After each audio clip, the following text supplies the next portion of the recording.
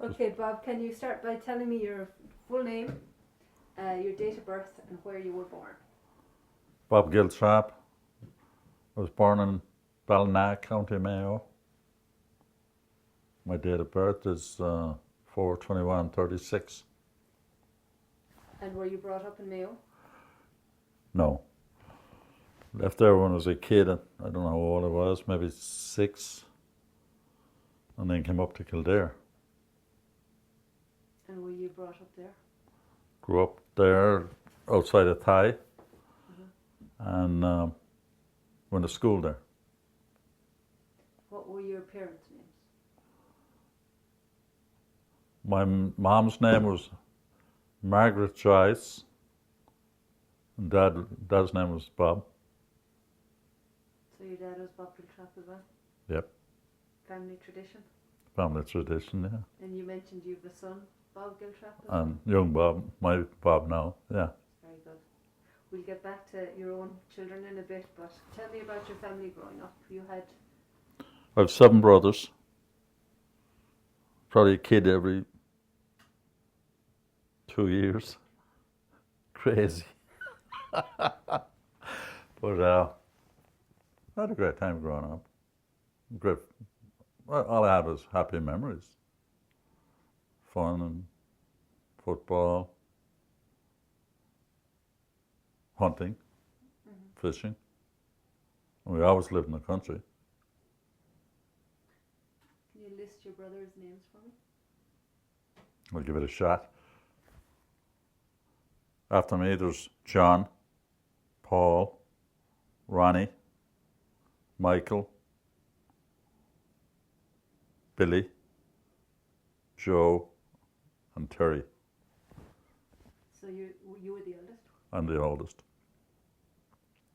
So what was the typical day in your house growing up? Wild and noisy. Well, I know around the table was never big enough.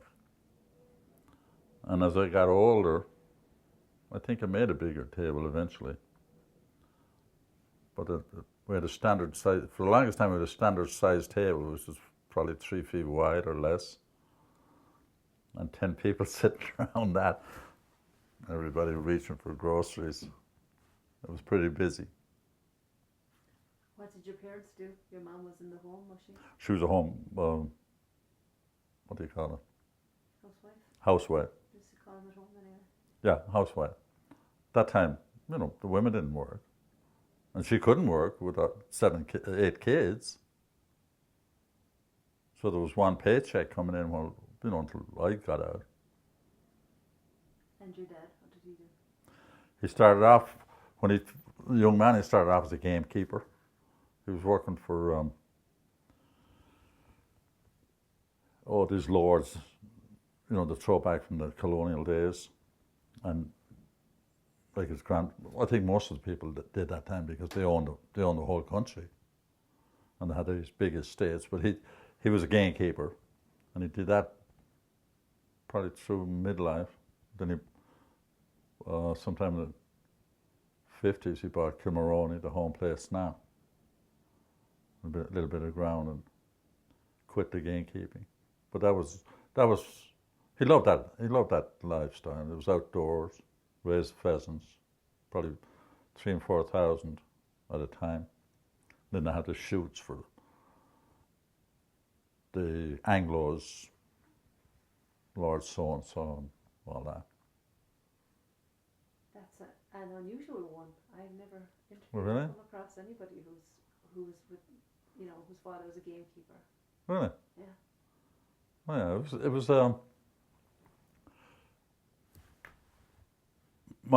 my dad's dad, my grandfather. He was a land steward for some of those pro-Brits.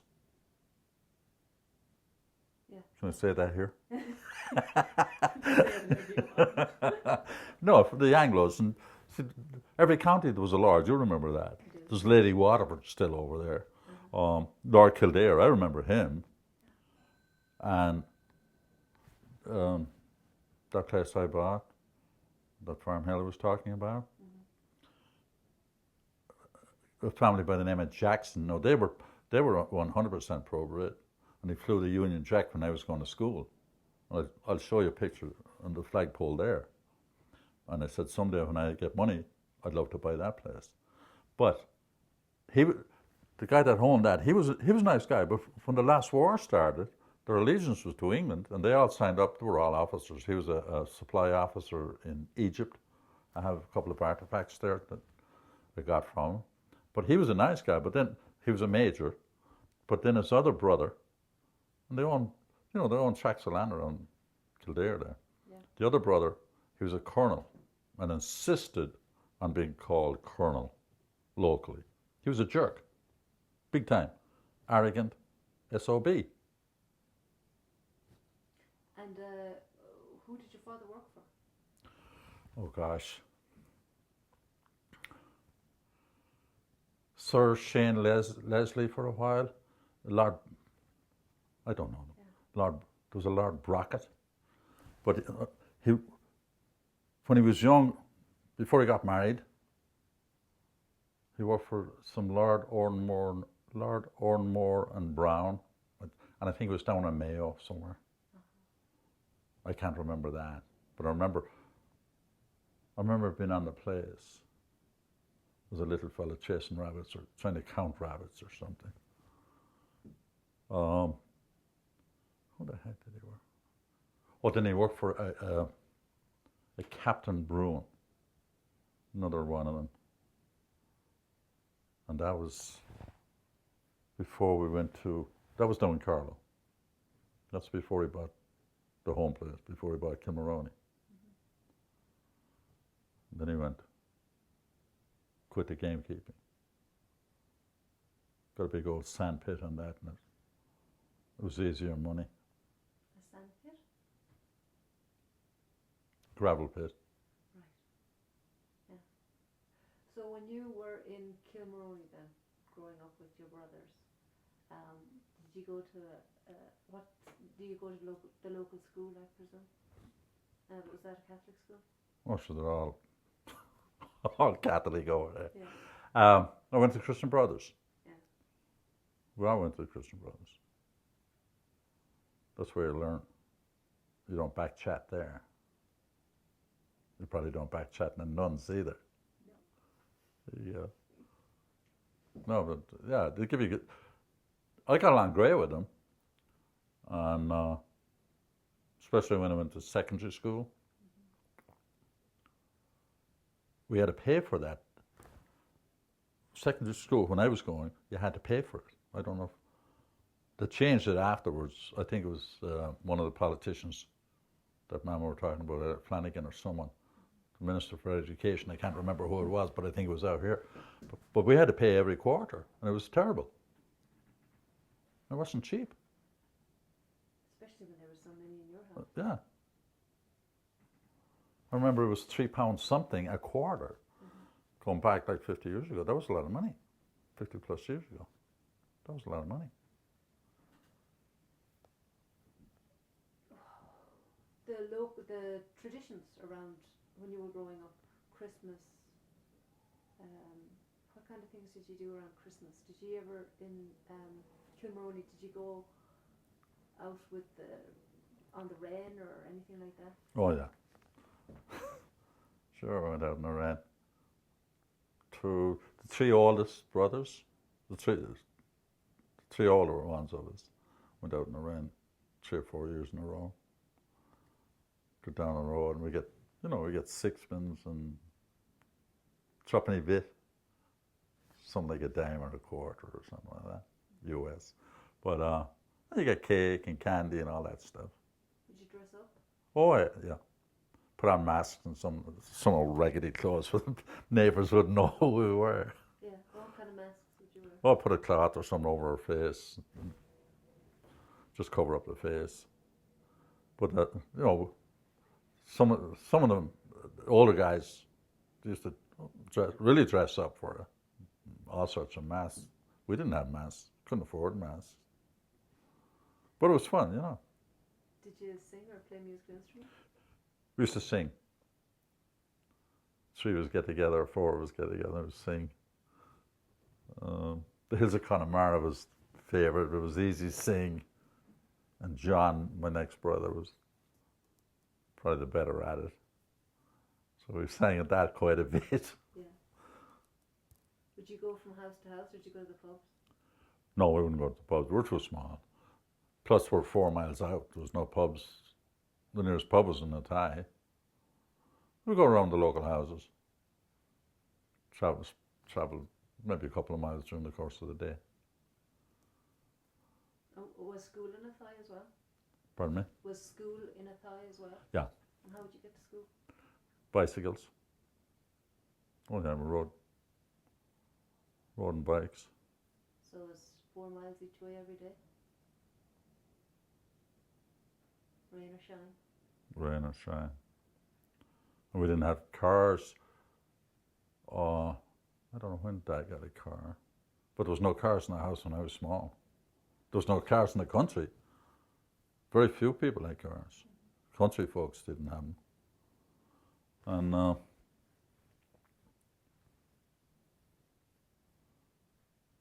yeah, it was rain or shine. The rain was always in your face going to school, and then in your face when you come home. The same when I started work. Bicycle? Then I got a motorbike and I thought I was in heaven. Then I started breaking down. I was pushing it home as often as half the time. Do you remember much about the emergency, or were you too young for that? Do you remember what? Much about the emergency. The Second World War in Ireland was known as the emergency. No. The only thing I remember about that was when the war was over, we had dark bread. I don't know what was in it, but it was dark. And I remember being in the schoolyard one day. Some of the kids had white bread. They were, I guess you call them low income or something. I don't know why we didn't have it. But they were eating this white bread. And I couldn't figure it out why they had it and we couldn't get it. But it seemed to be, must have been given out by the government or some institution.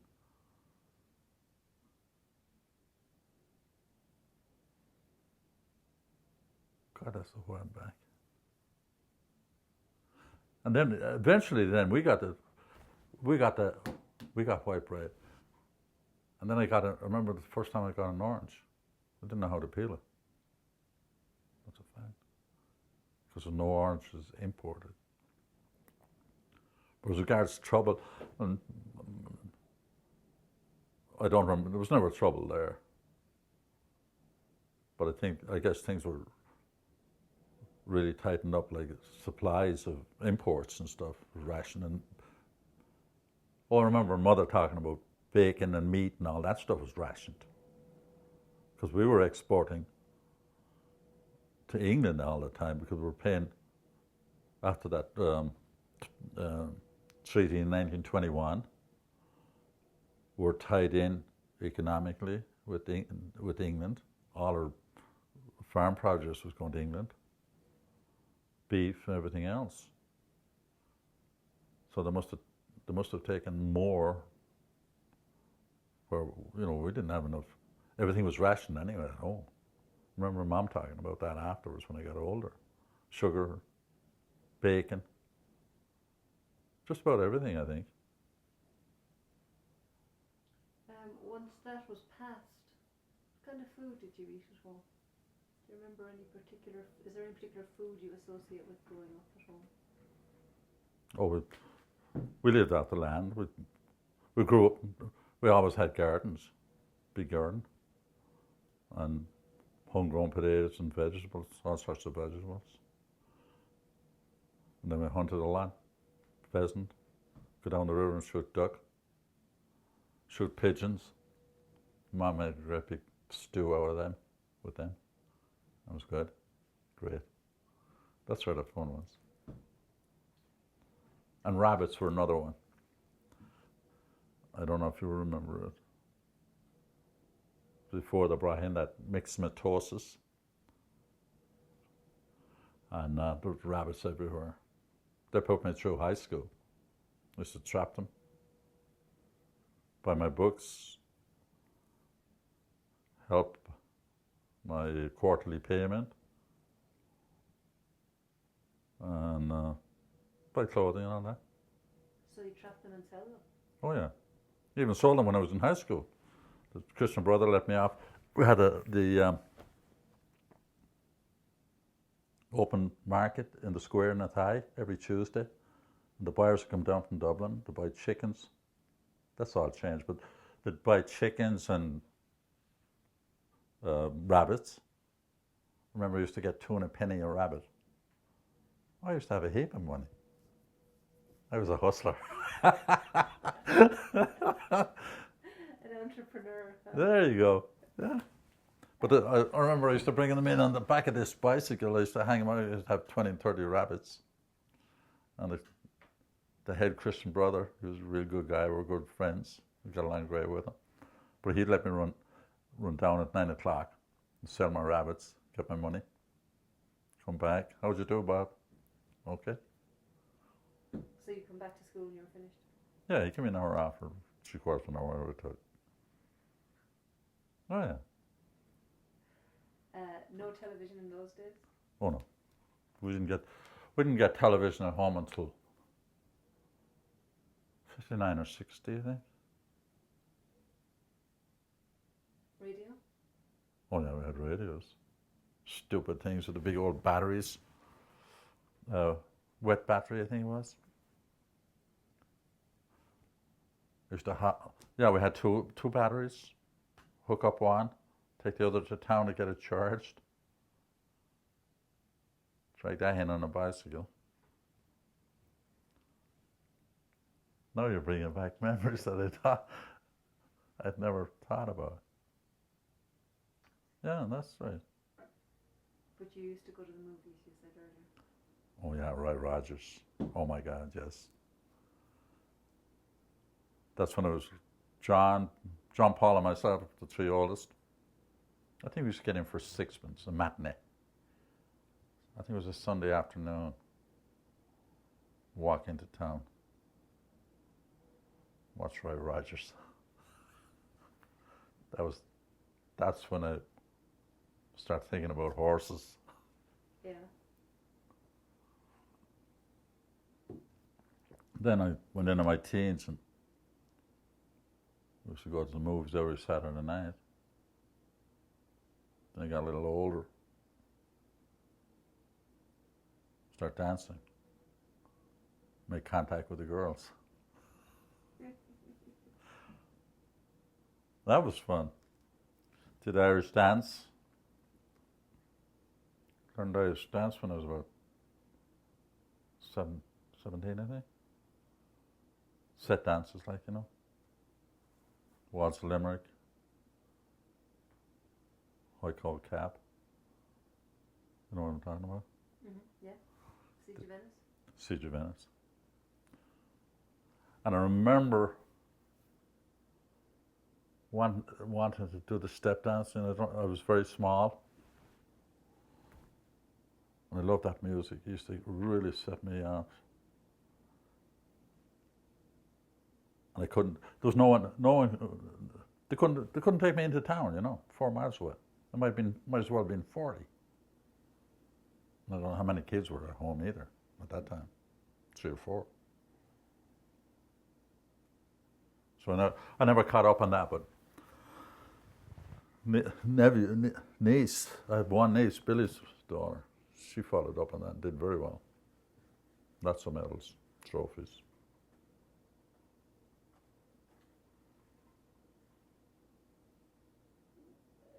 I mentioned traditions earlier. We were talking about Christmas and the rain. Are